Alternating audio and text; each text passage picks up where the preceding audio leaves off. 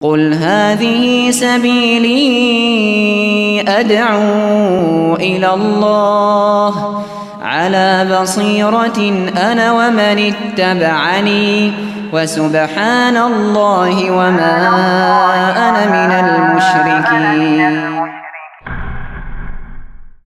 Bismillahirrahmanirrahim. Assalamualaikum warahmatullahi wabarakatuh.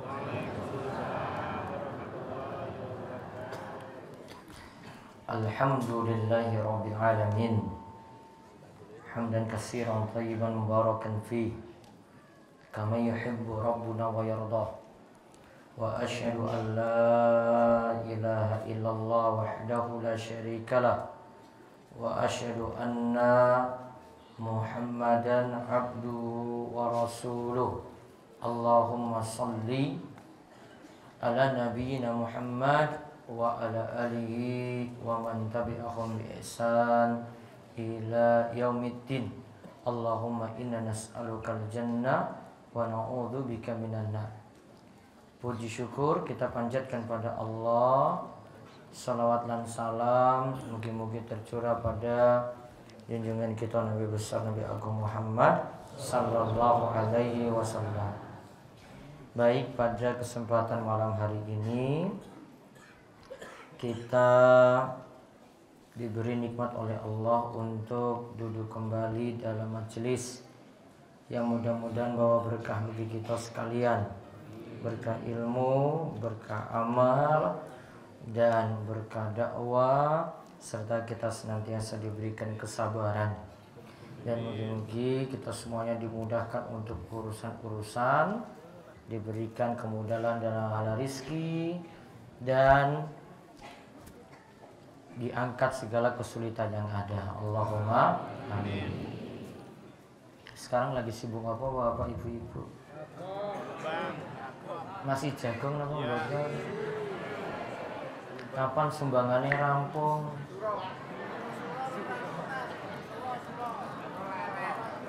Pun rampung apa dereng?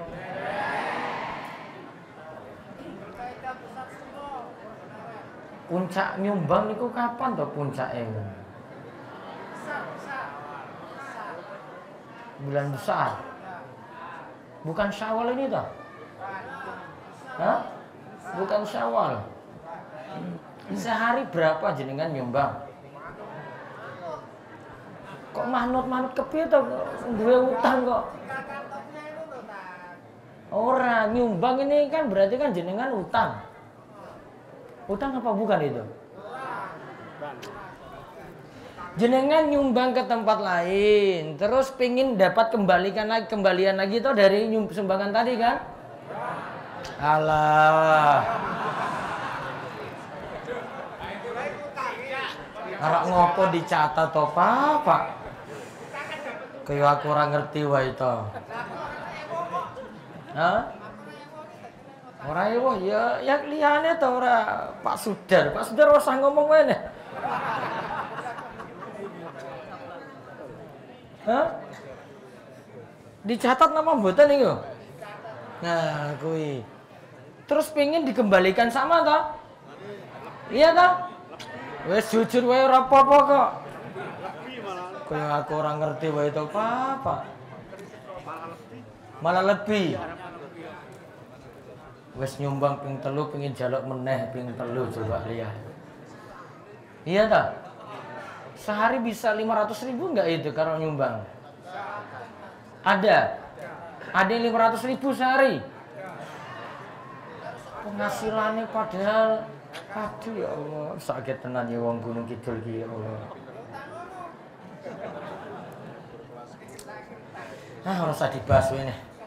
Engko tak ne solusine dari ngalam umat ini tak bahas nyumbang-nyumbang gue itu. Baik, sekarang malam ini bahas surat Yasin, masih lanjutan ayat kelima kemarin. Terus nanti kita bahas Riyadhus Shalihin. Monggo dibaca ayat 5 sampai 11.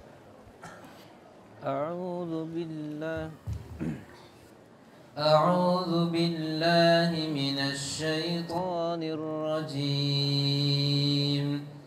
بسم الله الرحمن الرحيم تنزيل العزيز الرحيم لتنذر قوما ما أنذر آباؤهم فهم غافلون لقد حق القول على أكثرهم فهم لا يؤمنون إنا جعلنا في أعناقهم أغلالا فهي إلى الأذقان فهم مقمحون وجعلنا من بين أيديهم سدا ومن خلفهم سدا فأغشيناهم فهم لا يبصرون وسواء عليهم أأنذرتهم أم لم تنذرهم لا يؤمنون إنما تنذر من اتبع الذكر وخشي الرحمن بالغيب فبشره بمغفرة وأجر كريم. Sebagai wahyu yang diturunkan oleh Yang Maha Perkasa lagi Maha Penyayang, agar kamu memberi peringatan kepada kaum yang bapak-bapak mereka belum pernah diberi peringatan, karena itu mereka lalai. Sesungguhnya telah pasti berlaku perkataan atau ketentuan Allah terhadap kebanyakan mereka, karena mereka tidak beriman. Sesungguhnya kami telah memasang belenggu di leher mereka, lalu tangan mereka diangkat ke dagu, maka karena itu mereka bertengadah. Dan kami adakan di hadapan mereka dinding dan di belakang mereka dinding pula. Dan kami tutup mata mereka sehingga mereka tidak dapat melihat. Sama saja bagi mereka apakah kamu memberi peringatan kepada mereka ataukah kamu tidak memberi peringatan kepada mereka. Mereka tidak akan beriman. Sesungguhnya kamu hanya memberi peringatan kepada orang-orang yang mau mengikuti peringatan dan yang takut kepada Tuhan yang Maha Pemurah walaupun dia tidak melihatnya. Maka berilah mereka kabar gembira dengan ampunan dan pahala yang mulia. Baik. Sebelumnya kita bahas tentang Al-Quran. Yasin, huruf muqatta'ah. Apa artinya kemarin? Wallahu a'lam. Allah yang Maha tahu apa artinya tadi. Kita tidak katakan itu nama Al-Quran. Kita tidak katakan juga kalau Yasin itu nama saking Nabi kita Muhammad SAW, sebagaimana dalam sebagian lafaz-lafaz pujian di situ disebutkan ada nama Yasin. Ala Yasin Habibillah. Ini penyebutan yang tidak tepat, dikira nama Yasin itu nama Nabi kita Muhammad SAW. Padahal huruf muqatta'ah kita serahkan maknanya pada Allah. Nah, setelah penyebutan huruf muqatta'ah tadi, Yasin, terus wal Qur'anil Hakim, demi Al-Quran yang penuh hikmah. Innaka laminal mursalin, sesungguhnya engkau wahai Muhammad itu di antara para utusan. Ala siratim mustaqim, yang berada di atas jalan yang lurus. Jadi Nabi kita Muhammad SAW berada di atas jalan yang lurus, bukan menyimpang. Beliau membawa ajaran yang penuh keselamatan kepada kita. Maka kalau mau mengikuti jalan selamat, ikuti petunjuk dalam Al-Quran, ikuti petunjuk dalam hadis Nabi kita Muhammad SAW. Di mana Al-Quran itu tanzilal azizir rahim, turun dari Al-Aziz, Allah yang Maha Perkasa, Ar-Rahim, Allah yang maha penyayang. Litunzira qauman ma unzira, untuk memberi peringatan kepada kaum yang ma'unzira aba'uhum, yang bapak-bapak mereka belum diberi peringatan, faum ghafilun, sedangkan mereka itu dalam keadaan lalai. Jadi ada kaum umat yang diberikan peringatan sebelumnya itu belum dapat wahyu sama sekali. Nabi SAW juga punya tugas untuk mendakwahi orang-orang yang belum mendapatkan wahyu seperti tadi. Laqad haqqal qawlu ala aktsarihim, dan sungguh telah pasti berlaku perkataan ketentuan Allah ala aktsarihim, terhadap kebanyakan mereka, fahum la yu'minun, sedangkan mereka itu dalam keadaan tidak beriman. Sudah diberi peringatan, sudah diberikan nasihat, sudah diberitahu ini bahaya-bahayanya loh tidak mengikuti dakwah. Nantinya berarti ada hukuman atau ada ancaman dari Allah Subhanahu wa ta'ala. Lalu disebutkan di ayat 8 dan ayat 9. Ini tentang sifat orang yang tidak mau menerima dakwah, tidak mau menerima nasihat. Inna ja'alna fi a'naqihim aglala. Sesungguhnya kami jadikan pada leher mereka itu aglal, ada belenggu. Faya ilal asqan, lalu tangan mereka diangkat ke dagu, fahum muqmahun, maka karena itu mereka tertengadah. Jadi ada yang lehernya itu tertahan, tanda tidak bisa menerima dakwah karena ada ikatan ketika itu. Ada sifat kedua, waj'alna min baini aydihim saddaw wa min khalfihim sadda. Dan juga ada yang kami adakan di hadapan mereka dinding. Berarti ada yang tidak bisa menerima kebenaran karena terhalangi tembok dinding. Fa'akshaynahum, kami menutup mata mereka, fahum la yubsirun, lantas mereka tidak bisa melihat. Kalau tadi itu terbelenggu, terikat, kalau yang ini terhalangi tembok sehingga tidak bisa melihat. Dua-duanya itu penghalang. Nanti akan kita lihat penjelasannya.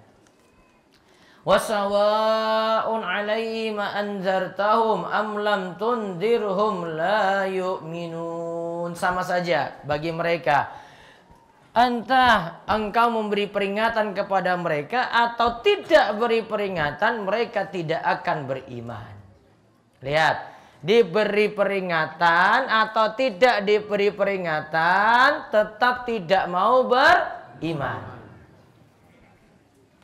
Ada yang di tengah-tengahnya, dia hidup di tengah-tengah kumandang azan tiap hari. Ini rumahnya, kanan kiri itu masjid. Mau dengar azan maghrib ya di sana dengar, yang sebelah kirinya juga dengar. Ada nggak kayak gitu ya zaman ini? Oh banyak sekali. Mungkin dari 4 penjuru.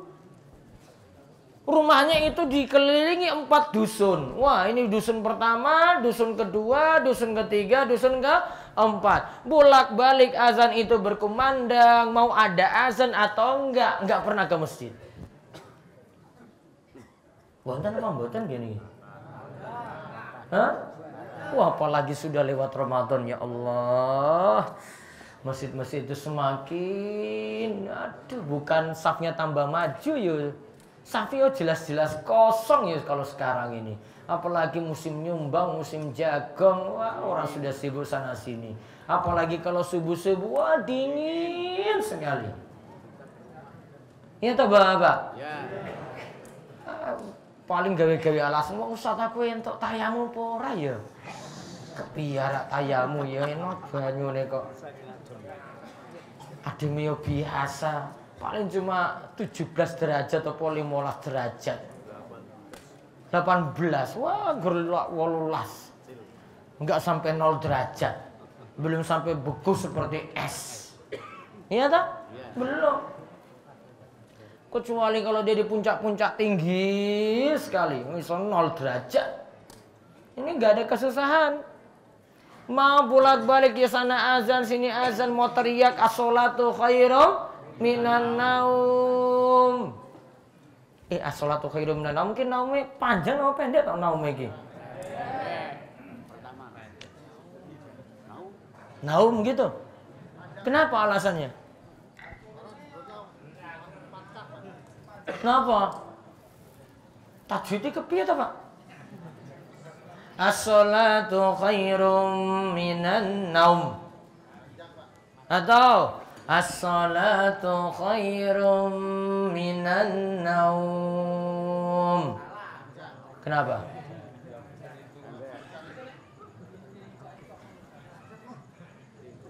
Apa alasannya? Apa alasannya? Nanti kalau baca naum terus jawab tadi apa tak? Nanti dia tidur terus berarti? Dari dulu orang panjang mau pendek tetap sama, yang nggak bangun ya orang tangi tak? Bolak-balik azan subuh ya kayak gitu terus, mau panjang naum, mau pendek naum, nggak bangun-bangun juga. Betul tak? Bukan salah lafaz azannya tadi, azannya masih bener naum, sudah. Ini orang masalah, tajwidnya bener kok. Ya masalahnya orang tangi-tangi tadi. Orang nyalah kayak azan. Wah, kayak azannya kayak keliru iki. Masa nggak bangun-bangun azannya yang disalahkan? Kepiye toh? Yang laki azan mana coba?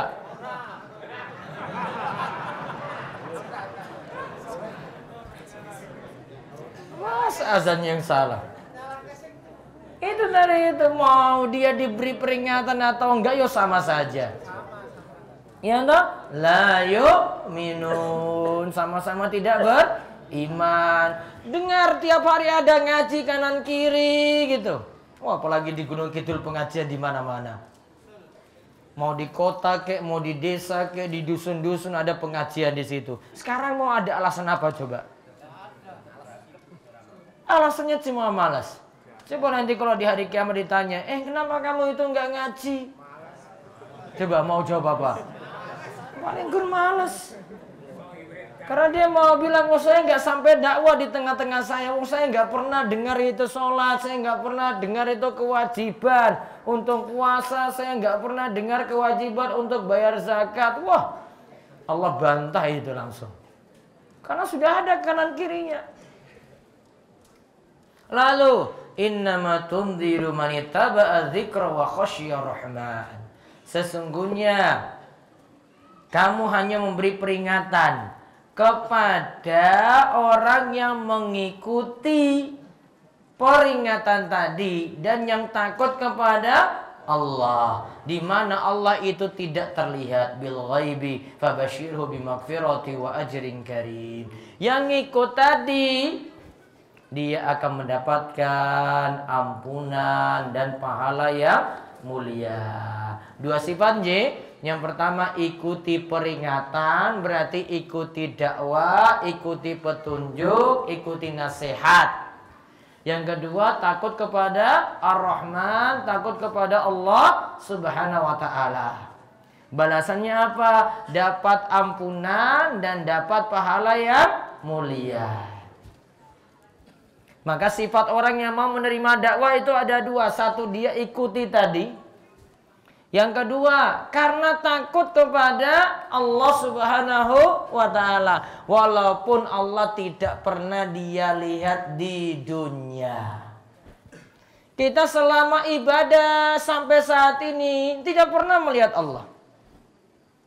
Kita tahu menyembah, kita itu menyembah Allah sesuatu yang gaib. Namun kita yakin nantinya akan mendapatkan balasan di akhirat. Walaupun Allah tidak terlihat saat ini. Ya kan? Walaupun Allah tidak terlihat saat ini, tetap kita yakin nantinya kita akan dapat balasan. Itulah sifat orang beriman. Sekarang kita lihat maksud ayat. Al-Quran itu diturunkan oleh Al-Aziz Ar-Rahim, yaitu Allah Subhanahu wa Ta'ala yang memiliki sifat perkasa lagi penyayang. Juga Allah menunjukkan jalan-jalan untuk beribadah pada Allah yang nanti mengantarkan mereka kepadanya. Dengan keperkasaan Allah, kitab Al-Quran tidak mungkin diubah dan diganti.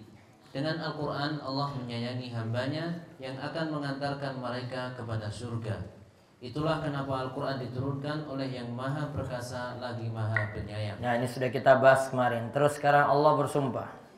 Allah bersumpah dengan Al-Quran dan disebutkan bahwa manusia sangat membutuhkan wahyu dari kitab suci tersebut. Lalu dinyatakan bahwa Al-Quran itu sebagai peringatan kepada kaum yang bapak-bapak mereka belum pernah diberi peringatan. Yang dimaksud di sini adalah Arab yang ummi.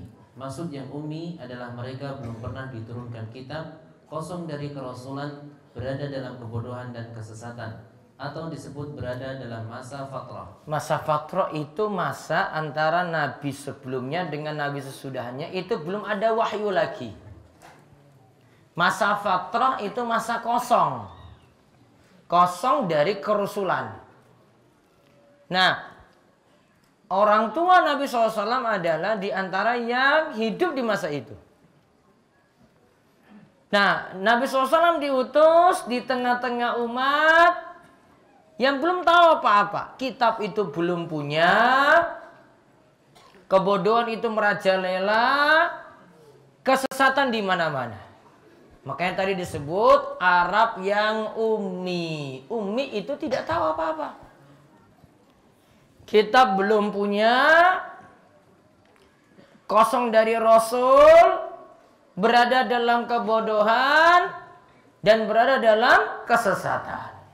Terus lantas diutuslah Rasul dari kalangan mereka sendiri. Lantas diutuslah Rasul dari kalangan mereka sendiri yang akan menyucikan mereka, mengajarkan mereka Alkitab dan Al-Hikmah, yaitu Al-Quran dan As-Sunnah. Padahal sebelumnya mereka berada dalam kesesatan yang nyata. Berarti yang bisa membuat kita selamat dari kesesatan, pelajarilah Al-Quran dan Sunnah Nabi kita Muhammad Sallallahu Alaihi Wasallam. Lihat dua tuntunan, Ji. Yang pertama Al-Quran, yang kedua Sunnah Nabi. Tidak boleh lepas dari dua ini. Kalau lepas dari dua ini, maka pasti orang tersebut sesat. Harus berpegang kepada dua-duanya. Orang yang jauh dari Al-Quran, yang jauh dari tuntunan Nabi kita Muhammad Sallallahu Alaihi Wasallam, sulit mendapat keselamatan. Dan sulit selamat dari kesesatan. Maka ayat-ayat dia ikuti. Sunnah Nabi Sallallahu Alaihi Wasallam berupa hadis-hadis, dia juga amalkan. Kalau itu berupa berita, dia benarkan. Kalau berupa perintah, dijalankan. Kalau berupa larangan, ditinggalkan. Ingat ya, ada 3 di sini ya. Kalau berupa berita, dibenarkan. Kalau berupa perintah, dikerjakan. Kalau berupa larangan, ditinggalkan. Sama juga yang ada pada, kalau itu dalam Al-Quran, dalam hadis Nabi SAW juga demikian. Ada berita kita benarkan, walaupun nanti beritanya tidak masuk akal. Ada perintah kita jalankan, ada larangan kita jauhi. Terus juga Rasulullah SAW diutus. Juga Rasulullah SAW diutus untuk memberikan peringatan pada ahli kitab yang sudah diturunkan kitab sebelumnya. Sehingga diutusnya Rasulullah SAW menjadi nikmat bagi bangsa Arab secara khusus dan yang lainnya secara umum. Jadi Rasulullah SAW itu tidak hanya diutus pada bangsa Arab saja, namun juga kepada semesta alam, kepada manusia yang lainnya yang di luar Arab. Jadi syariat Nabi SAW kalau tetapkan laki-laki pakaiannya seperti ini, perempuan seperti ini untuk nutup aurat, maka berlaku untuk orang Arab, berlaku juga untuk non-Arab. Kalau ibu-ibu misalnya disuruh pakai apa? Nutup aurat. Aurat yang ditutup apa ibu-ibu? Ibu-ibu. Iki ngerti auratnya apa ora ya iki ya? Auratnya apa, Bu? Auratnya apa? Seluruh tubuh kecuali muka dan telapak tangan. Berarti pakai apa itu ya untuk nutup ya, Bu ya? Pakai apa untuk nutup? Pakai sarung. Gamis, terus gur gamis. Kepalanya gimana? Jilbab kalih gamis. Jilbab kalih gamis itu dipakai pas jagung apa pas ngaji atau setiap waktu? Setiap waktu kapan? Mau tidur pakai gamis kalih jilbab. Terus kok bingung meneh toh? Hah? Kapan pakai gamis kalih jilbab tadi nutup aurat? Mau jagung, terus arak ngaji, terus arak neng pasar, terus arak arisan, terus arak neng alas. Wah, neng alas nganggo gamis. Yo, apik.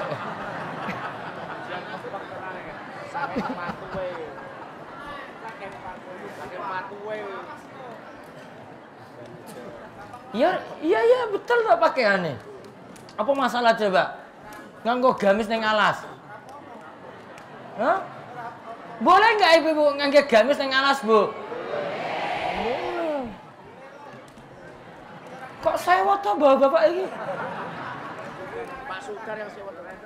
Wah, itu gamisnya kok sewot.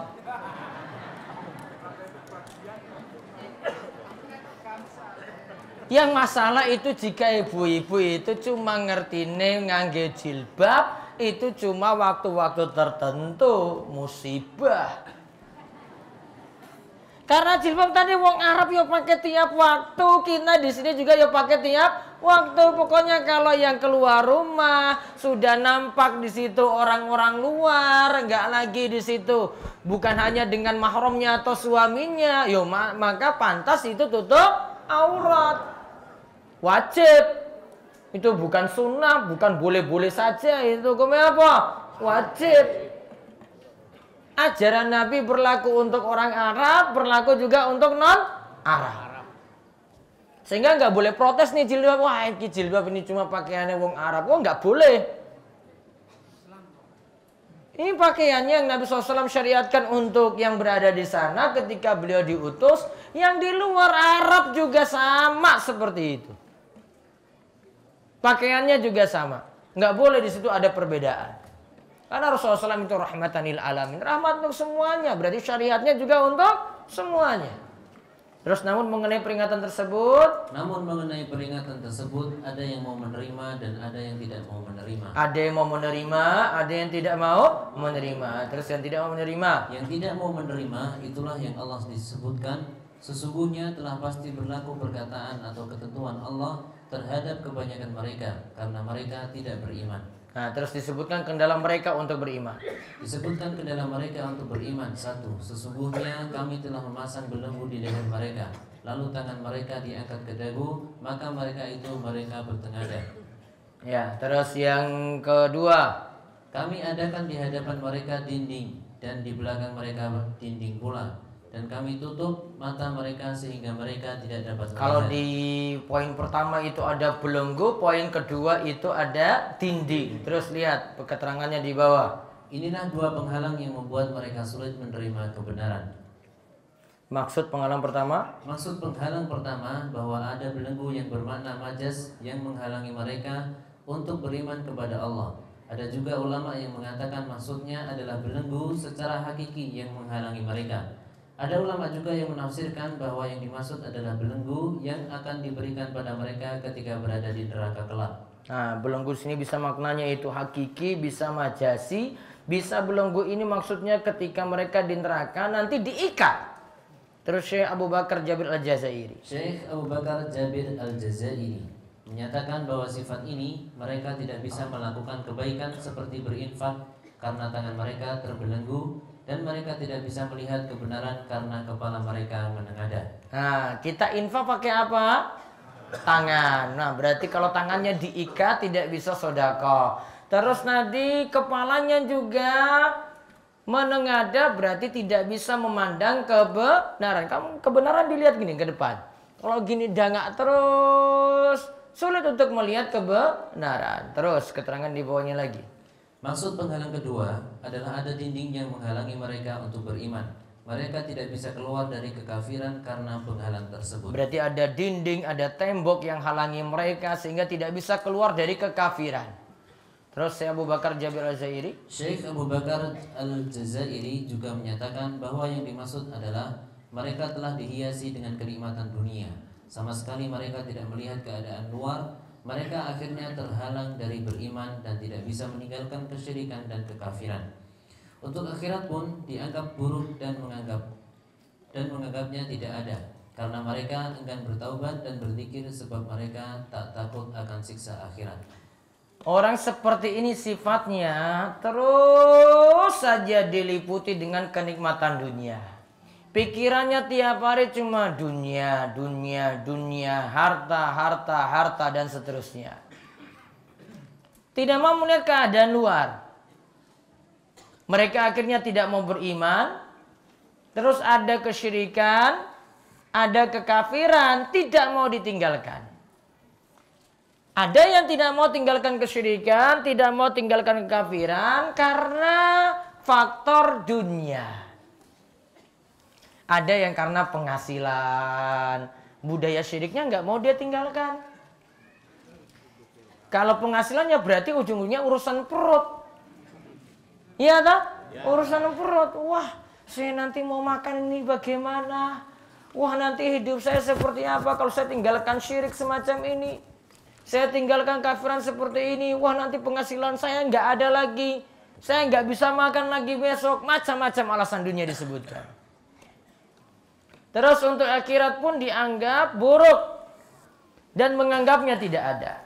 Karenanya mereka enggan bertobat dan berzikir sebab mereka tak takut akan siksa akhirat. Terus sedangkan yang mau menerima kebenaran adalah? Sedangkan yang mau menerima kebenaran adalah yang memiliki dua sifat. Pertama, mau mengikuti kebenaran.